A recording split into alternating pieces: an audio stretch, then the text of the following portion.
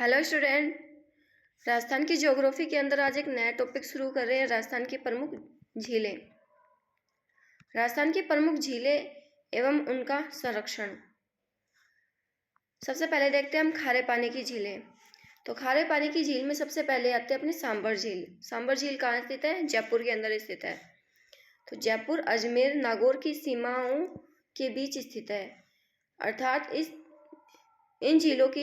इन झीलों की सीमा बनाते हैं। इन झीलों की सीमा बनाती है किसकी? जयपुर, अजमेर और नागौर की। अक्षांशीय विस्तार देखते हैं इसका। इस झील का अक्षांशीय विस्तार है 27 डिग्री उत्तरी अक्षांश से लेकर 29 डिग्री उत्तरी अक्षांश। और देशांतरीय विस्तार अगर इसका देखिए तो 74 डिग्री पूर्वी देशांतर से 75 डिग्री पूर्वी देशांतर के बीच इसका देशांतरीय विस्तार है। यह झील लगभग 32 किलोमीटर की लंबाई में तथा 3 से 12 किलोमीटर की चौड़ाई में लगभग 500 वर्ग किलोमीटर के क्षेत्र में फैली हुई है। तो लंबाई कितनी है इसकी? 32 किलोमीटर और 3 से 12 किलोमीटर इसकी क्या है? चौड़ाई है। और यह 500 वर्ग किलोमीटर के क्षेत्रफल में फैली हुई है। यह देश के आंतरिक भागों में स्थित सबसे बड़ी खारे पानी की झील है। और यह देश के आंतरिक भागों में स्थित सबसे बड़ी खारे पानी की झील कौन सी है? सांभर झील। तथा सर्वाधिक नमक उत्पादन करने वाली झील है। इस झील से सर्वाधिक नमक का उत्पादन किया जाता है। यहाँ से देश के कुल नमक उत्पादन का 8.7% नमक उत्पादित होता है। तो कुल नमक उत्पादन का 8.7% नमक कौन सी झील से होता है? तो सांभर झील से। इस झील में नमक उत्पादन का कार्य हिंदुस्तान साल्ट लिमिटेड की सहायक कंपनी सांभर साल्ट लिमिटेड के द्वारा किया गया था। और नमक उत्पादन का कार्य किसने शुरू किया था? सांभर साल्ट लिमिटेड के द्वारा। और इसकी स्थापना कब हुई थी? 1964 में हुई थी। तो ये सांभर साल्ट लिमिटेड की स्थापना पूछा जाता है, इसकी स्थापना कब हुई थी? तो इसकी सांभर साल्ट लिमिटेड की स्थापना हुई थी 1964 के अंदर। यह प्राकृतिक प्लाया झील है। कैसी झील है? प्राकृतिक प्लाया झील है। परंतु बिजोलिया शिलालेख के अनुसार इस झील का निर्माण वासुदेव चौहान ने करवाया। बिजोलिया शिलालेख के अनुसार क्या माना जाता है? इस झील का निर्माण किसने करवाया है? वासुदेव चौहान के द्वारा। इस झील में रूपनगढ़, मंथा, खारी और खंडेला नदियां गिरती है। तो ये नदियां गिरती है इसके अंदर कौन कौन सी? रूपनगढ़, मंथा, खारी और खंडेला नदियां। तथा इसके अलावा कुछ बरसाती नाले जैसे नलियासर या बांडी का नाला गिरते हैं। तो नाले कौन से गिरते हैं? नलियासर और बांडी का नाला गिरते हैं। इस झील में शीत ऋतु में रूस की तरफ से प्रवासी पक्षी फ्लेमिंगो आते हैं। तो प्रवासी पक्षी कौन से आते हैं? फ्लेमिंगो। 1835 में सांभर झील क्षेत्र पर अंग्रेजों द्वारा अधिकार किया गया था। तो अंग्रेजों ने कब अधिकार किया सांभर झील पर? 1835 ईस्वी के अंदर। सांभर के युद्ध के बाद इस झील के नमक पर मारवाड़ व आमेर दोनों का अधिकार हो गया था। और सांभर के युद्ध के बाद किसका अधिकार हो गया था? मारवाड़ और आमेर क्षेत्र का अधिकार हो गया था। इस झील के किनारे शाकंभरी देवी की प्रतिमा स्थित है। वह इस झील क्षेत्र को देवयानी कहा जाता है। क्या कहा जाता है? देवयानी। तथा इसे तीर्थों की रानी कहते हैं। तीर्थों की रानी किसे कहते हैं? सांभर। देवयानी सांभर को क्या कहते हैं? तीर्थों की रानी। तो ये होगी सांभर झील हो गई। अब देखते हैं इसके अंदर अगली खारे पानी की झील डीडवाना झील। और डीडवाना झील कहाँ स्थित है? नागौर। डीडवाना कुचामन के अंदर आ जाएगा भी ये। नागौर से अलग जिला बन गया डीडवाना कुचामन। तो ये डीडवाना झील किसके अंदर आएगी? डीडवाना कुचामन के अंदर। यह झील सांभर के बाद दूसरी सबसे बड़ी खारे पानी की झील है। तो दूसरी सबसे बड़ी खारे पानी की झील कौन सी है? डीडवाना झील। इस झील में सोडियम सल्फेट का उत्पादन होता है। किसका उत्पादन होता है? सोडियम सल्फेट का उत्पादन किया जाता है। तथा राजस्थान सरकार द्वारा यहाँ Rajasthan state chemical works limited की स्थापना की गई थी।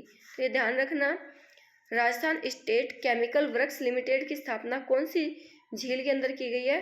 डीडवाना झील के अंदर। फिर आगे देखते हैं, डीडवाना झील हो गई। अब देखते हैं पंचपदरा झील। पंचपदरा कहाँ है? बाड़मेर के अंदर स्थित है। इस झील से उत्पादित नमक में 98% सोडियम क्लोराइड होता है। और इस झील से जो नमक उत्पादन होता है उसके अंदर 98% क्या होता है, सोडियम क्लोराइड होता है। मतलब एकदम प्योरीफाई नमक यहाँ पर निकलता है। किससे? पंचभद्रा झील से। यहाँ नमक उत्पादन का कार्य खारवाल जाति के लोगों के द्वारा किया जाता है। नमक उत्पादन का काम कौन करता है? खारवाल जाति के लोगों के द्वारा किया जाता है, जो नमक के क्रिस्टल बनाने के लिए मोरली झाड़ियों की टहनियों का प्रयोग करते हैं। इंपॉर्टेंट है ये। नमक के क्रिस्टल बनाने के लिए कौन सी झाड़ियों का प्रयोग करते हैं? मोरली झाड़ियों की टहनियों का प्रयोग करते हैं। और कौन सी जाति के द्वारा किया जाता है? खारवाल जाति के द्वारा, पंचभद्रा झील में। फिर आती है कावोद झील, और ये कावोद झील कहाँ स्थित है? जैसलमेर के अंदर स्थित है। मध्यकाल में यह झील सर्वश्रेष्ठ नमक उत्पादन के लिए प्रसिद्ध रही है। नावा कहाँ स्थित है? नावा नागौर के अंदर स्थित है। डीडवाड़ा कुचामन के अंदर आती है ये झील। यहाँ 2010 में आदर्श नमक उत्पादन केंद्र स्थापित किया गया था। 2010 में आदर्श नमक उत्पादन केंद्र स्थापित किया गया था।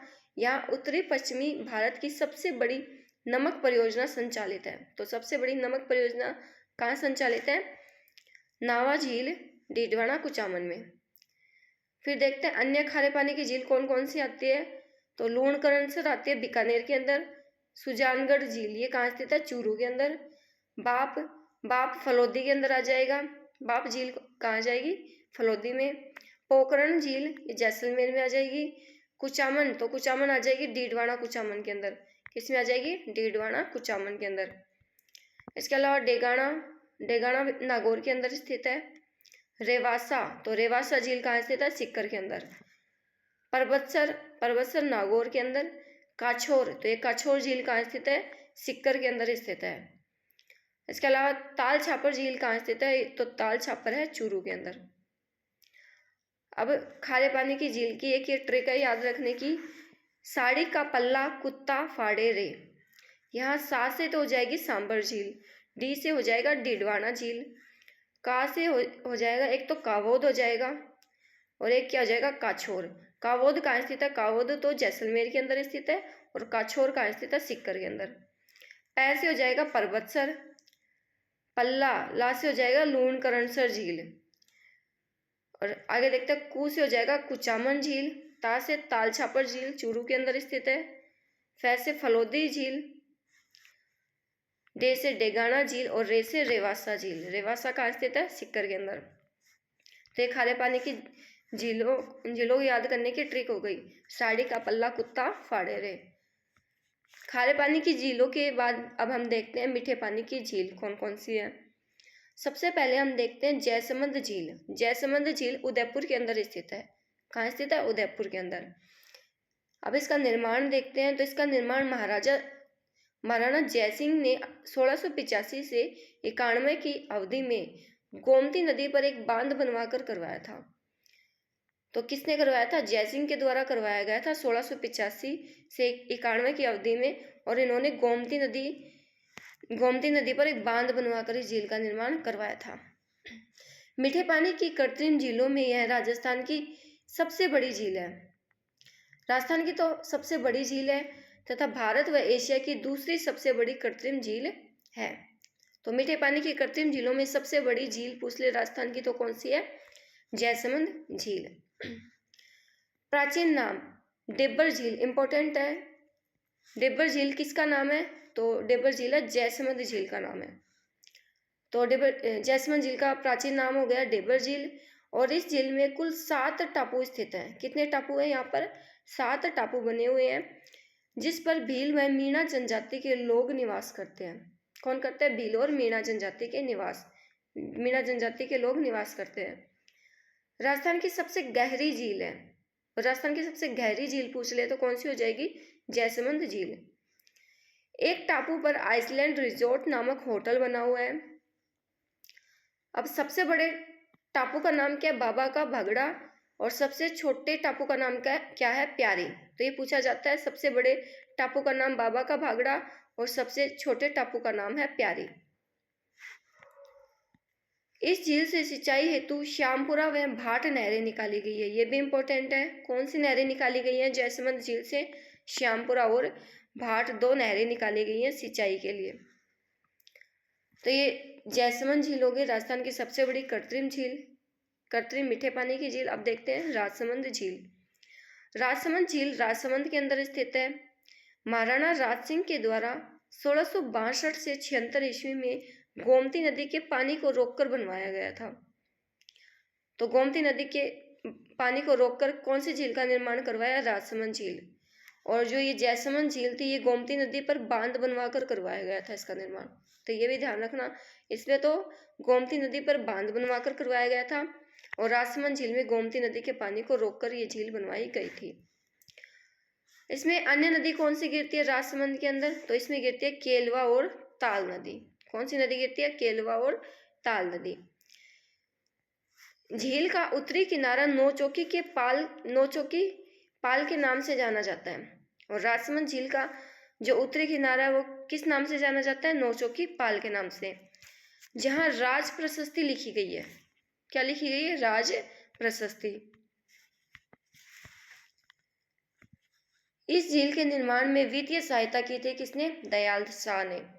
तो दयाल शाह ने राजसमंद झील के लिए क्या की थी? वित्तीय सहायता की थी। झील के किनारे घेवर माता का मंदिर है। दयाल शाह का दुर्ग द्वारिकाधीश मंदिर व नौचौकी पाल स्थित है। तो इम्पोर्टेंट है ये। घेवर माता का मंदिर कौन सी झील के पास में स्थित है? तो राजसमंद झील के पास में। इसके अलावा यहाँ पर दयाल शाह का दुर्ग और द्वारिकाधीश मंदिर व नौचौकी पाल स्थित है। फिर देखते हैं पिछोला झील। पिछोला झील उदयपुर के अंदर स्थित है और इस झील का निर्माण अणिया या चीड़ीमार या पिछू बंजारे ने लाखा के शासनकाल में करवाया था। किसने करवाया था? तो अणिया या इसका नाम क्या? चीड़ीमार या पिछू बंजारे ने करवाया था और महाराणा लाखा के शासनकाल में इस झील का निर्माण करवाया गया था। झील के किनारे पिछोली गांव स्थित है और इसी गांव के नाम पर इस झील का नाम क्या पड़ा है? पिछोला झील।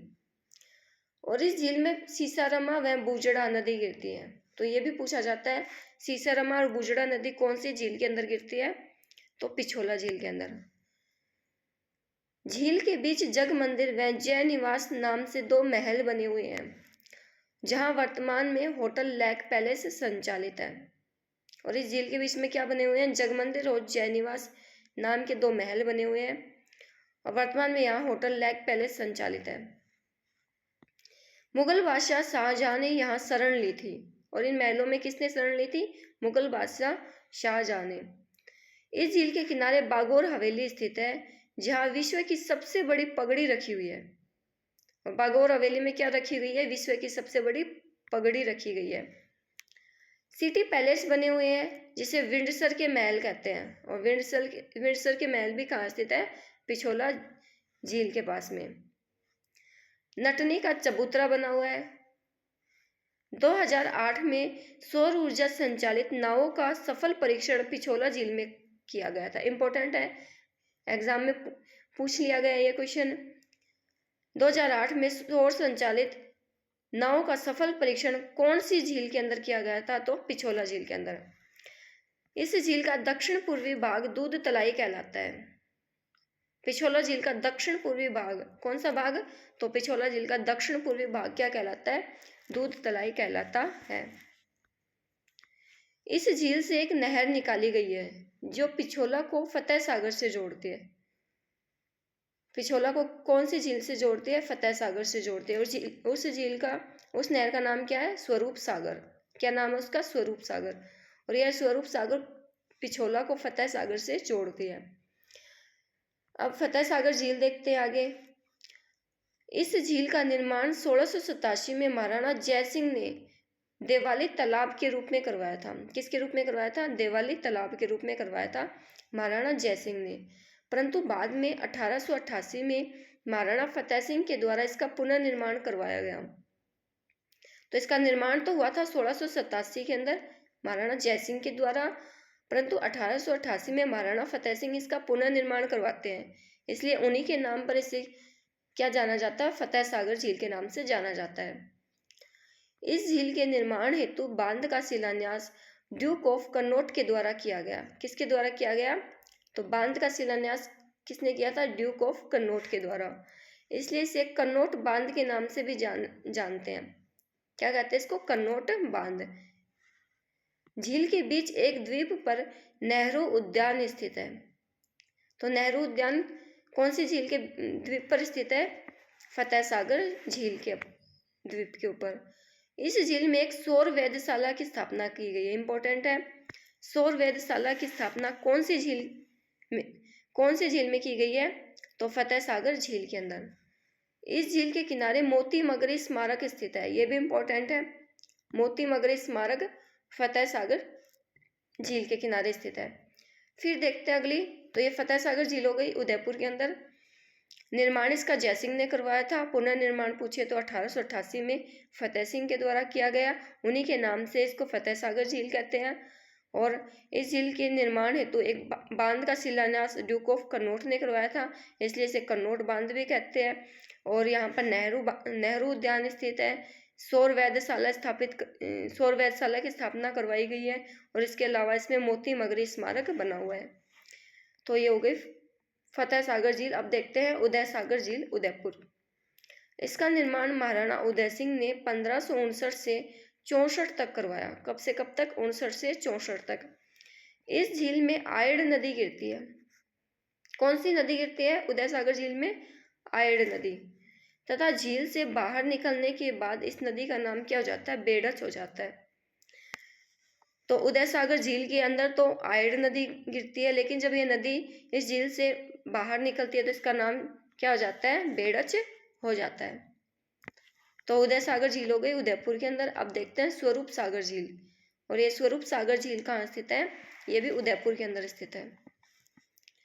उपनाम क्या है इसका? तो इसको रंग सागर भी कहते हैं। स्वरूप सागर या फिर रंग सागर। इसका निर्माण स्वरूप सिंह ने करवाया था 1856 ईस्वी में। किसने करवाया था? स्वरूप सिंह के द्वारा। और यह पिछोला तथा फतेह सागर को जोड़ने वाली झील है। इंपॉर्टेंट है ये। फतेह सागर, पिछोला और फतेह सागर को जोड़ने वाली झील कौन सी आ गई? तो स्वरूप सागर झील उदयपुर।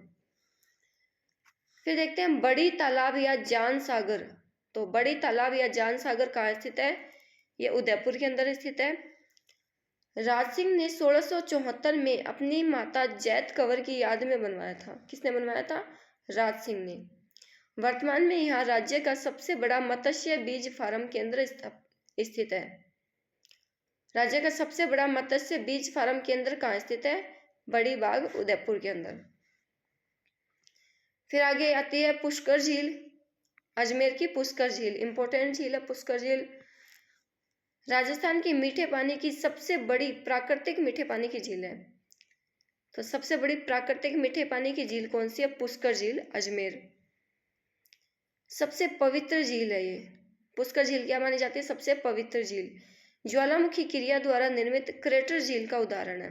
और कैसी झील है ये? क्रेटर झील है। ज्वालामुखी क्रिया के द्वारा झील का निर्माण हुआ है। यह अर्धचंद्राकार झील है। तो ये भी इंपॉर्टेंट है। पुष्कर झील कैसी है? अर्धचंद्राकार झील है। झील की पाल का निर्माण पुष्करना ब्राह्मणों द्वारा करवाया गया था। और पुष्कर झील की पाल का निर्माण किसने करवाया था? पुष्करना ब्राह्मणों के द्वारा।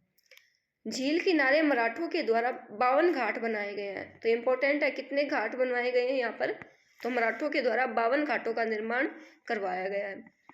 इनमें से एक घाट का पुनर्निर्माण 1911 में मैडम मैरी द्वारा करवाया गया, इसलिए इसे महिला घाट कहा जाता है। क्या कहते हैं? महिला घाट।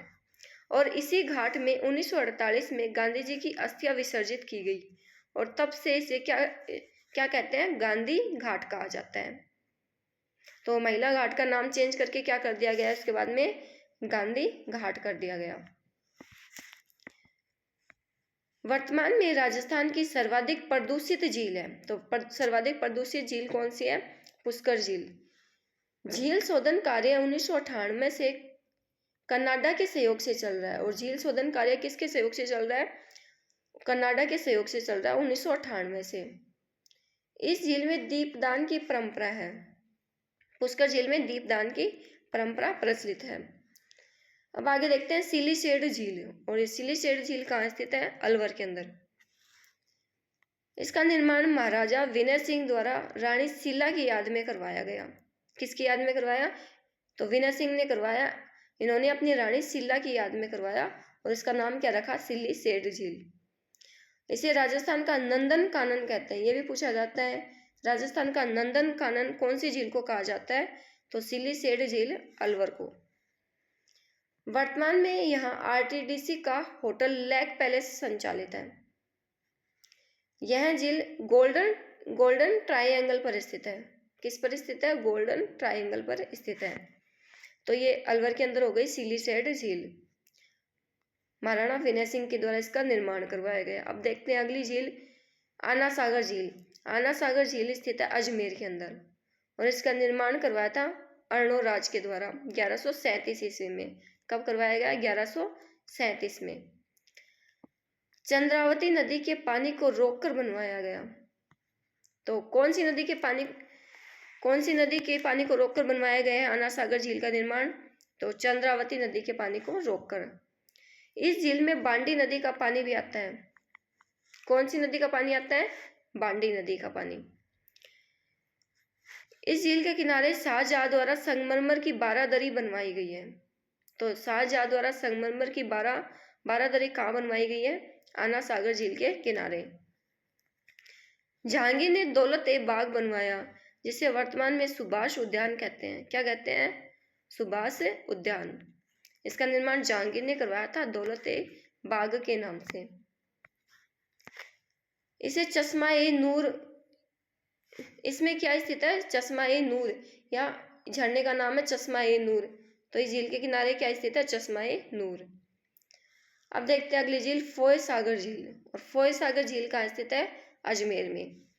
इस झील का निर्माण अकाल राहत कार्य के दौरान 1891 से 92 में इंजीनियर फोय के निर्देशन में बांडी नदी पर बांध बनवाकर करवाया गया। तो ये इंपॉर्टेंट है, इसके अंदर किस लिए करवाया गया था इस झील का निर्माण, तो अकाल राहत कार्य के दौरान करवाया गया था फोय सागर झील का निर्माण और बांडी नदी पर बांध बनवाकर करवाया गया था। फिर आती है बाल समंद झील। और बाल समंद झील कहाँ स्थित है, जोधपुर के अंदर। गुर्जर प्रतिहार शासक बालक राव के द्वारा इसका निर्माण करवाया गया था। किसके द्वारा करवाया गया था, गुर्जर प्रतिहार शासक बालक राव के द्वारा। कायलाना झील। कायलाना झील कहाँ स्थित है, जोधपुर में और इसका निर्माण जोधपुर प्रधानमंत्री सर प्रताप सिंह के द्वारा करवाया गया था। किसने करवाया था, कायलाना झील का निर्माण सर प्रताप सिंह, जोधपुर के प्रधानमंत्री थे सर प्रताप सिंह, इसके द्वारा इस झील का निर्माण करवाया गया था। इस झील में इंदिरा गांधी नहर परियोजना से एक लिफ्ट नहर, राजीव गांधी लिफ्ट नहर निकालकर पानी की आपूर्ति की जाती है। तो इस झील की पानी की आपूर्ति किससे की जाती है, राजीव गांधी लिफ्ट नहर के द्वारा पानी की आपूर्ति की जाती है। तथा इस झील से जोधपुर शहर को पेयजल प्राप्त होता है। तो ये इंपॉर्टेंट है, इसके अंदर जोधपुर शहर को पेयजल कौन सी झील से प्राप्त होता है, तो कायलाना झील जोधपुर से। फिर आते हैं गजरूप सागर झील। इंपॉर्टेंट है कायलाना झील, तो ध्यान रखना ये जोधपुर के अंदर स्थित है और इसका निर्माण सर प्रताप सिंह के द्वारा करवाया गया था और इसके द्वारा जोधपुर शहर को पेयजल आपूर्ति करवाई जाती है। गजरूप सागर झील कहाँ स्थित है, तो ये जैसलमेर के अंदर स्थित है। महारावल गजरूप सिंह के द्वारा इसका निर्माण करवाया गया था।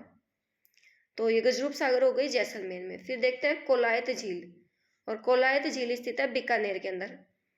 इस झील को मरु उद्यान या नकली स्थान भी कहा जाता है। क्या कहते हैं इसको, मरु उद्यान या फिर नकली स्थान। कार्तिक पूर्णिमा को इस झील के किनारे मेला लगता है। तो मेला कब लगता है, कोलायत झील पर मेला कब लगता है, कार्तिक पूर्णिमा को।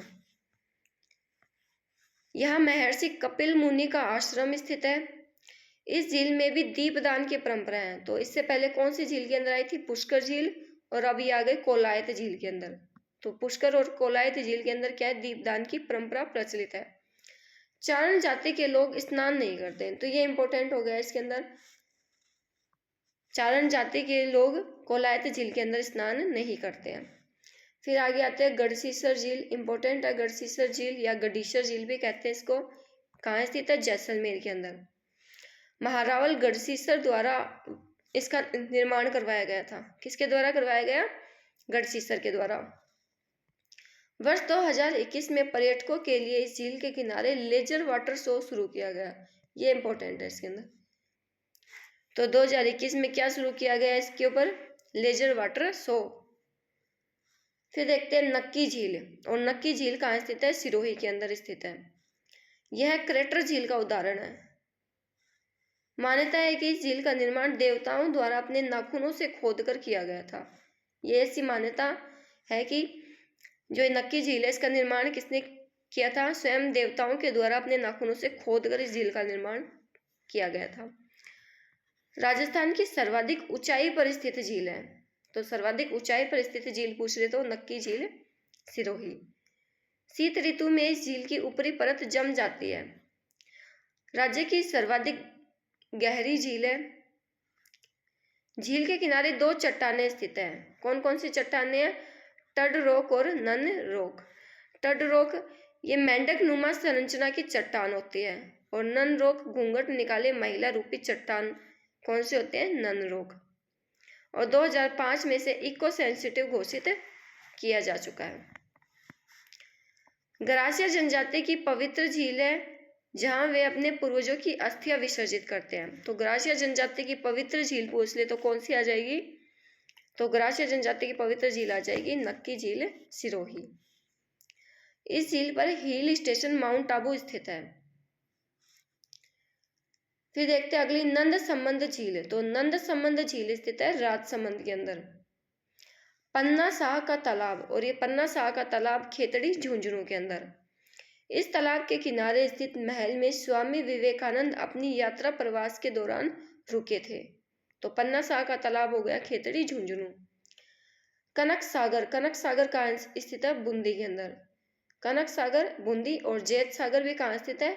तो ये जैत सागर झील भी बूंदी के अंदर स्थित है। उसके अलावा गोवर्धन सागर देखें तो गोवर्धन सागर उदयपुर के अंदर। कुमारिया ये भी उदयपुर के अंदर। सरदार संबंध तो ये पाली के अंदर स्थित है। तो सरदार संबंध कहाँ हो गया? पाली में। बंद बारेठ, बंद बारेठ काफी बार पूछा जाता है, भरतपुर के अंदर। गजनेर झील, गजनेर झील ये भी पूछा जाता है। गजनेर झील है बीकानेर के अंदर और इसे पानी का शुद्ध दर्पण कहा जाता है। इस झील को क्या कहते हैं? पानी का शुद्ध दर्पण। अनूप सागर व सूर सागर, तो अनूप सागर और सूर सागर कहाँ स्थित हो गई? बीकानेर के अंदर। राम सागर व तालाब शाही, तो ध्यान रखना राम सागर व तालाब शाही धौलपुर के अंदर स्थित है। मानसरोवर या काडला झील, तो मानसरोवर और काडला झील कहाँ स्थित है? झालावाड़ के अंदर। और अगर मानसागर मावठा झील पूछ ले तो मानसागर और मावठा झील कहाँ स्थित है? तो ये स्थित है जयपुर के अंदर। मानसरोवर झालावाड़, जबकि मानसागर कहाँ स्थित है? तो मानसागर हो गई जयपुर के अंदर। और अगर मानसरोवर झील पूछ ले तो एक मानसरोवर झील सवाई माधोपुर के अंदर स्थित है। कहाँ स्थित है? सवाई माधोपुर में। आनंद सागर व देलाब सागर, तो आनंद सागर व देलाब सागर कहाँ है? बांसवाड़ा के अंदर। तो आनंद सागर ये पूछा जाता है, आनंद सागर बांसवाड़ा। अमर सागर, अमर सागर ये जैसलमेर के अंदर। भुज झील, भुज झील भी कहाँ स्थित है? जैसलमेर में। तलवाड़ा झील, तो तलवाड़ा झील हो गई हनुमानगढ़ के अंदर। और ये हो गई रामगढ़, रामगढ़ कहाँ स्थित है? तो रामगढ़ हो गई बारां के अंदर। रामगढ़ एक क्रेटर झील है। रामगढ़ कैसी झील है? क्रेटर झील है और इसे जियो हेरिटेज घोषित किया गया है। किसको? रामगढ़ बारां को। इसे earth impact database society of Canada के द्वारा विश्व के 200वें क्रेटर की मान्यता प्रदान की गई है। किसको? रामगढ़ झील बारां को। फिर आते एडवर्ड या गैब सागर, तो एडवर्ड या गैब सागर झील कहाँ स्थित है? तो ये भी इम्पोर्टेंट है, ये डूंगरपुर के अंदर स्थित है। और एक नवलखा झील, तो नवलखा झील कहाँ स्थित है? बूंदी के अंदर। तो ये मीठे पानी की झील हो गई। अब देखते हैं राष्ट्रीय झील संरक्षण परियोजना। राष्ट्रीय झील संरक्षण परियोजना NLCP। कौन कौन सी झील आती है इस परियोजना के अंदर? तो टोटल 6 झील आती है इसके अंदर, राष्ट्रीय झील संरक्षण परियोजना के अंदर। देखते हैं उदयपुर की 2 झील आती है। उदयपुर की कौन सी झील आती है? एक तो आती है पिछोला और दूसरी आती है फतेह सागर झील। तो उदयपुर की दो झील हो गई, पिछोला और फतेह सागर। सिरोही की हो गई नक्की झील, उसके अलावा अजमेर की भी 2 झील हो गई इसके अंदर, आना सागर और पुष्कर, और एक जयपुर की कौन सी झील हो गई, मानसागर झील। तो राष्ट्रीय झील संरक्षण परियोजना में 6 झीलों को शामिल किया गया है, पिछोला उदयपुर, फतेह सागर उदयपुर, नक्की, सिरोही, आना सागर, अजमेर, पुष्कर अजमेर और मानसागर जयपुर। इस कार्यक्रम के अलावा राष्ट्रीय आर्द्र भूमि संरक्षण कार्य भी संचालित किया जा रहा है। तो राष्ट्रीय आर्द्र भूमि कार्यक्रम NWCP भी संचालित किया जा रहा था। वर्तमान में राजस्थान सरकार ने इन दोनों कार्यक्रमों को एकीकृत कर एक नया कार्यक्रम राष्ट्रीय जल पारिस्थितिकी NPCA चलाया गया है, जिसमें केंद्र व राज्य का अनुपात कितना है, तो केंद्र और राज्य का अनुपात इसमें 70:30 है। तो ये हो गई राजस्थान की झीलें। आगे हम मिलते हैं नेक्स्ट वीडियो के अंदर एक नए टॉपिक के साथ। ये झीलों वाला टॉपिक कंप्लीट हो चुका है, जिसके अंदर हमने मीठे पानी की झील और खारे पानी की झील दोनों को कंप्लीट कर लिया है। तो मिलते हैं अब नेक्स्ट वीडियो में।